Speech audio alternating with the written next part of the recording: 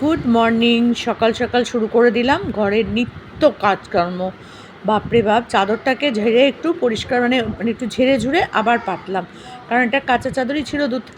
দু তিন দিন তো মাত্র শুয়েছিলাম, তাই ভাবলাম থাক, এটাই পাতা থাক, কালকে পরশু আবার পাল্টে দেবো।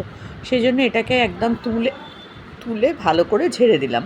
এবার জানলাগুলোও খুলে দেবো, তাই পর্দাটা সরিয়ে দিলাম।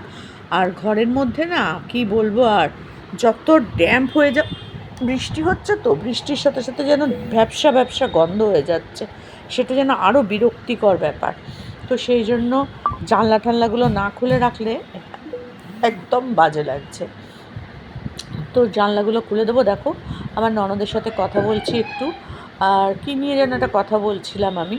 তো একটুখানি মিউট করেই রেখেছি, ঘরের সমস্ত কথাবার্তা বাইরের লোককে শোনানোটা তো উচিত নয়, বাড়ির কথা বাড়িতেই রাখা ভালো, তাই না? তো সেই কারণে মিউট করে দিয়েছিলাম। ও এই ঘরেই রয়েছে, দুজনে গল্প মানে কথা বলতে বলতেই কাজ করছিলাম। আর এইগুলো মানে ঘরটার পরিষ্কার করে নিয়ে তারপরে আমি যাবো একটু কাচাকুচি করতে। এরকম ও বালিশগুলো আমাকে তুলে দিচ্ছিল। আর বালিশের ওয়ারটা আর কিছু পাল্টাবো না, সবই থাক এখন দুদিন এরকমই। আর এগুলো সব এই সাইডে রাখলাম, তার কারণ কি বলো তো, জানলাটা খুলে দিলাম তো, যদি বৃষ্টি টিষ্টি আসে তাহলে অ্যাটলিস্ট বালিশগুলো ভিজবে না। দৌড়াদৌড়ি করে বন্ধ করতে একদম মানে আমি আর পারি না, জানো তো। তো যাই হোক, এরকমভাবেই দিলাম পরিষ্কার টরিষ্কার করে। আর রোজ দিন একইভাবে কি আর বিছানা বা ঘরদোর ভালো লাগে, তাই একটু ওলট পালট করে রাখলাম, এই আর কি, আর কিছুই নয়। তো এরপরে এই যে চাদরগুলো, এগুলো আমরা রাত্রিবেলা আবার একটু গায়ে দিতে লাগে। জানলাটা খুলে দিলাম, নাহলে না ঘর কেমন যেন একটা ভ্যাপসা ভ্যাপসা গন্ধ হয়ে যাচ্ছিলো, তাই জন্য খুলে দিলাম। দেখো, চাদর টান টান করে পেতে বিছানা পরিষ্কার, চাদর এই জানলা টানলা সব খুলে দিলাম। এবার ওই ঘরের বিছানাটা একটু পরিষ্কার করতে যাই। দেখো, এই ঘরের বিছানাটাও পাল্টে নিলাম, তোমাদের সাথে আর শেয়ার করলাম না, কারণ অনেক জিনিসপত্র ছিল, সেই জন্য আর করলাম না। তো এটাও পরিষ্কার করা হয়ে গেছে। ওই দিকে তো জানোই যে কতগুলো ব্যাগ ট্যাগ, মানে পর্দার সব রাখা জিনিসপত্রগুলো, ওগুলো খুব একটা প্রয়োজন লাগে না বলে ভাঁজ করে চাদরটা রেখে দিয়েছি। আর এই 3টে বালিশ রেখেছি। আমার ননদ আর নন্দাই এই ঘরেই শোয়, ওরা খাটে, তো সেই জন্য রেখে দিয়েছি। আর এই জানলাগুলো সব খুলে দিলাম, একটুখানি হাওয়া বাতাস আসুক। বাবারে, বৃষ্টিতে একদম মানে অবস্থা খারাপ হয়ে যাচ্ছে। দেখো, বাইরেও কত জামা কাপড়, তারপরেও আমি এক গাদা জামা কাপড় ভিজিয়েছি, কাচতে দিয়েছি। ওদিকে বসিয়ে দিয়েছি এক গাদা কাঁচা। আজকে না কাচলে আর আমার মানে অবস্থা মানে ভালো লাগছিল না। দিয়েছি, এখন আজকে সকাল থেকে অতটা বৃষ্টি এখন নেই, তো ছাদে মেলে দিয়ে আসবো, মনে হচ্ছে শুকিয়ে যাবে। তাও চাদরগুলো দিলাম না, চাদরগুলো দেখি কালকে দেবো যদি বৃষ্টিটা কম হয়। আমি কোনোদিন খাইনি এই রান্নাটা, আমার মা এটা পটল দিয়ে করতো। তো আর এটা হচ্ছে বাঁধাকপি। বাঁধাকপিটাকে একদম ঝিরঝির করে কেটে মিক্সিতে এটাকে পেস্ট করে, সর্ষে ফোড়ন, হ্যাঁ, সেদ্ধ করে তারপরে এটা কি দিয়েছিস এর ভেতর?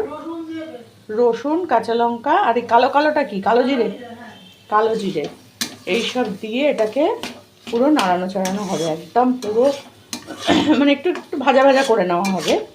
এটা গরম ভাতের সাথে খেতে কিন্তু দারুণ লাগে। আমার মা এটা পটল দিয়ে করতো, পটল কুচি কুচি করে কেটে এটাকে এরকম রসুন দিয়ে ভাজলে খুব দারুণ লাগে। মানে সেদ্ধ করে পটলটাকে বেটে নিত, তখন তো আমাদের মিক্সি ছিল না, তো বেটে নিত মা দিয়ে এটা করতো। এটা এখন মিক্সিতে পেস্ট করে নিয়ে করা হচ্ছে। তো দেখা যাক, আমি আজকে প্রথম খাবো এটা। আর এদিকে ভাত বসানো হয়েছে, তো চলো আর কি রান্না হয় না হয় দেখি। এখন চলে এসেছি ছাদে সব জামা কাপড়গুলো মেলতে, কারণ বারান্দাতেও অনেক জিনিসপত্র রয়েছে, মেলার জায়গা নেই, তাই জন্য নাইটিগুলো না 4-5 দিন ধরে কাচা হয়নি।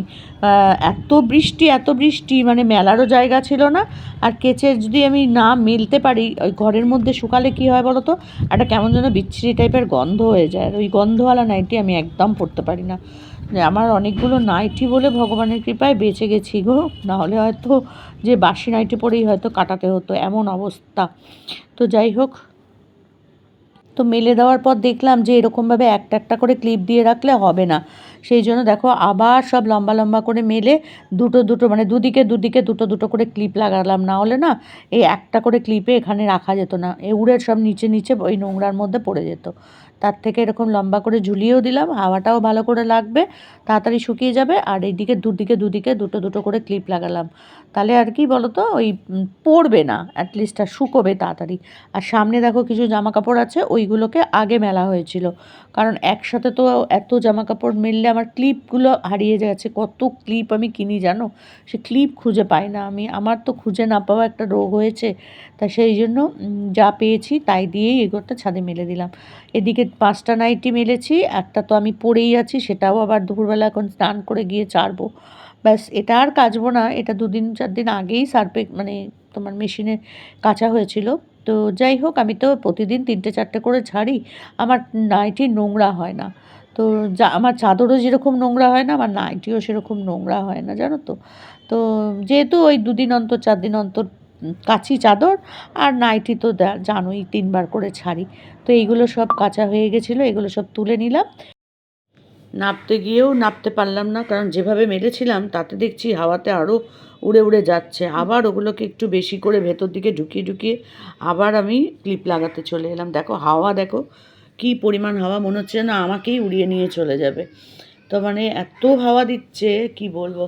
তো যাই হোক, ওইভাবেই মেলে টেলে দিয়ে গেলাম। এই হালকা একটু রোদ্দুর এসছে, শুকিয়ে যাবে সবগুলো আশা করছি, কিন্তু চাদরগুলো কাচলাম না। এইগুলো মেলে দিয়েছিলাম, এগুলো হচ্ছে আমার ননদের মেয়ের সব জামা কাপড়, কাজে সব পরে টরে যায়, সেগুলো আগে কেচে মেলে মানে আগে তুলে মেলে রেখেছিলাম, কারণ একসাথে এতগুলো দিইনি। তো সেই জন্য এগুলো আগে শুকিয়ে গেল। পুরো একদম সবুজে সবুজ, সবুজে সবুজ, কি ভালো লাগে না 5তলার উপর থেকে দেখতে। এই গাছটা দেখো হলুদ ফুল হয়ে রয়েছে, কি ভালো লাগছে।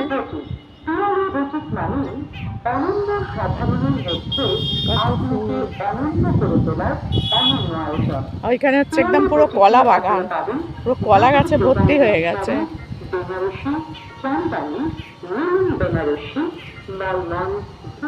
চারিদিকে শুধু ফ্ল্যাট ফ্ল্যাট আর ফ্ল্যাট, বাড়ি খুব কম হয়েছে এখন।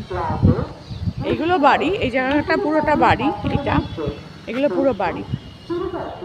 আর দেখো একটা বাড়ির ছাদের গাছ, দেখো তার নিচ থেকে গাছ হয়ে গেছে একটা বিশাল বড়, কেউ থাকে না। ওই যে বলেছিলাম পুড়ে মরে গেছে মেয়েটা, ওই মেয়েটা এই বাড়িটাতে থাকতো, এই ঘরটায় থাকতো, ওই নিচের ঘরটায় থাকতো, এই যে এই ঘরটা, এইটা পুরোটাই ওরা থাকতো।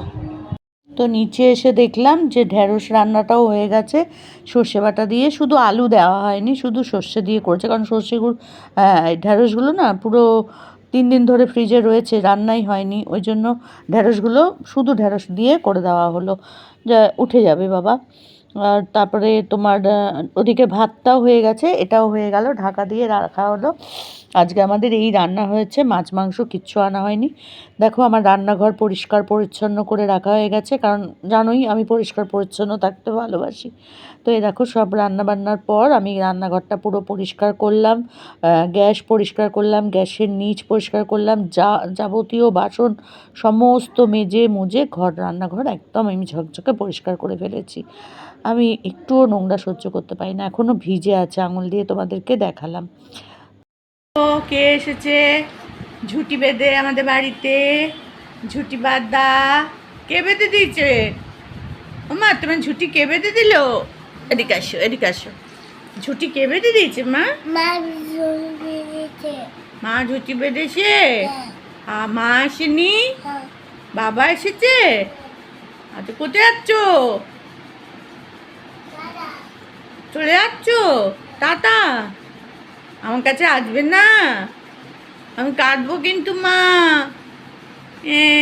করে কাটবো কিন্তু মা, আমার কাছে আসছে না, আমি সোনা আসো, কান করবো মা, কান করছি কিন্তু, আমার কাছে আসছে না। নিচে জল ফেলে না মা, পড়ে যাবে, দেখতে পাবে না কিন্তু, বোঝা যাবে না, দুম করে উল্টো আমার কাছে চলে এসেছে। আর দাদি হলে আর কিছু লাগে না, না মা? তুমি দাদির কাছে থাকবে? হ্যাঁ, মার কাছে যাবে না? যাবে, মার কাছে যাবে রাত্রিবেলা? আমার কাছে থাকবে দিনের বেলা। ও মামা, ও মামা, শোন আমার শোন। এই দেখো এরকম গায়ের সাথে এরকম লেপ্টে থাকবে এখন, জানো, এরকম লেপ্টে আমার গায়ের মধ্যে পড়ে থাকবে। এই দেখো, এই সব কাজকর্ম সেরে টেরে ঘরে এসেছি, আর ওর বাবা এসে দিয়ে গেল। বলো তাই? উফ, পায়ের উপর বসে আছে দেখো, আমি পায়ে না যা। দেখো পায়ের উপর বসে আছে, এই দেখো, এই দেখো আমার পায়ের উপর বসে আছে। পাগলি বুড়ি, পাগলি বুড়ি, পাগলি বুড়ি। হ্যাঁ পাগলি, ও তো মা, আসো খাটে আসো, খাটে আসো মা, মাটিতে বসে না, ঠান্ডা লাগবে মা, এসো এসো, ওটো। ছাদ থেকে জামা কাপড়গুলো তুলে নিয়ে এসেছিলাম, তো এগুলো এখন একটু ভাঁজ করে করে রাখছি। আর পাশে আমার ননদ শুয়ে রয়েছে, ওরও চান টান হয়ে গেছে।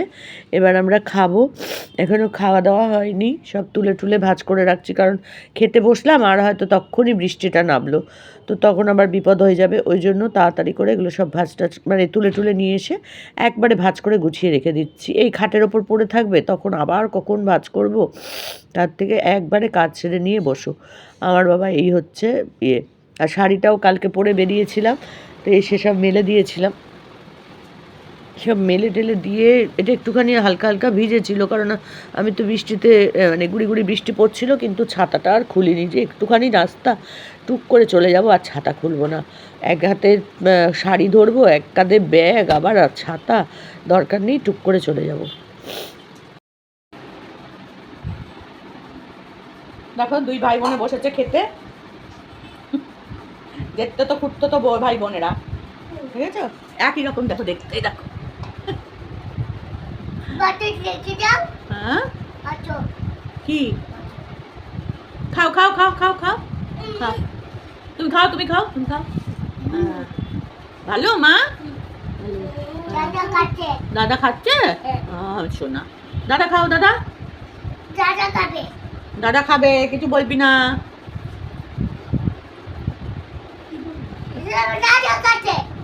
আমি কি করেছি, এই দেখো বলছে মাইক দেবো, ওর পেছনে আমার ননদ ওদেরকে খেপাচ্ছে। আমাকে দে, আমি একটু খাবো, চলে যাবো, কোথায় যাবো আমি, চলে যাবো, আচ্ছা খাও মা খাও, খাও খাও খাও, তুমি খাও তুমি খাও, তুই খা তাড়াতাড়ি।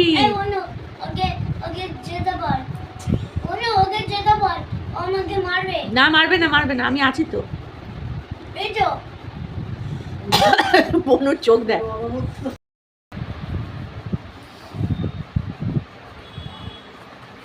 খা খা তুই খা, তো ঝগড়া করতে হবে না, খাও খাও মা, খাও তুই খা,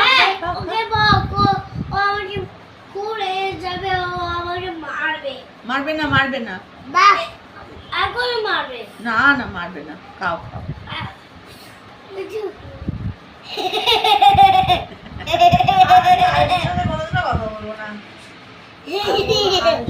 বলে ডাকবো না, আমাকে এরকম অপমান করা, যা আমি চলেই গেলাম, যা।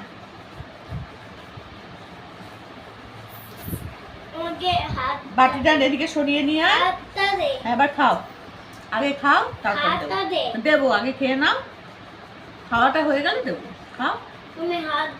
না ওই হাত দিয়ে তো কেউ খায় না, এই হাত দিয়ে খেতে হয়, যে হাত দিয়ে খাচ্ছ, হ্যাঁ ওই হাত দিয়ে খেতে হয়। দেখো বনু খাচ্ছে, বনু খাচ্ছে, বাবা ওই হাত দিয়ে না, এই হাত দিয়ে খেতে হয়, হ্যাঁ এই হাত দিয়ে খেতে হয়, গুড গার্ল। এই দেখো না কে দিয়েছে, গুড গার্ল। মা তুমি কে বকেছিল মা, দাদি না মিমি, কে বকেছি কে বকেছি, দাদি বকেনি তো মা, দাদি বকেছে।